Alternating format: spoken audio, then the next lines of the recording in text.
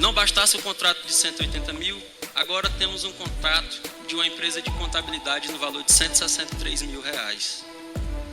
Mais uma vez, a forma da contratação foi por inegibilidade.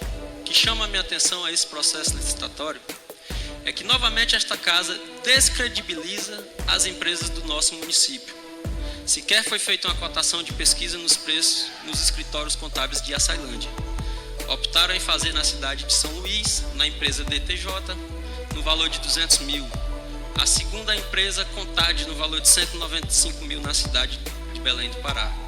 E a terceira pesquisa, que é a vencedora, na cidade de Monção, Maranhão, no valor de 163 mil.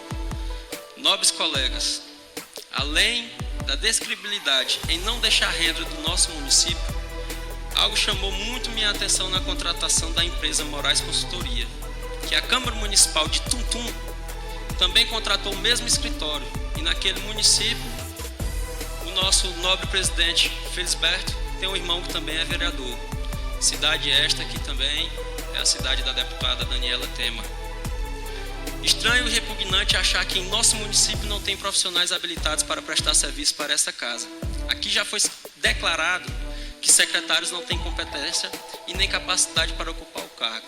Chega à conclusão de que os legisladores dessa casa não acreditam na capacidade laboral do povo do município que os elegeram.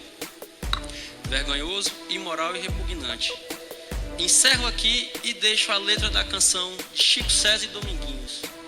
Deus me proteja de mim e da maldade de gente boa. Muito obrigado. Fala, vereador Marcelo.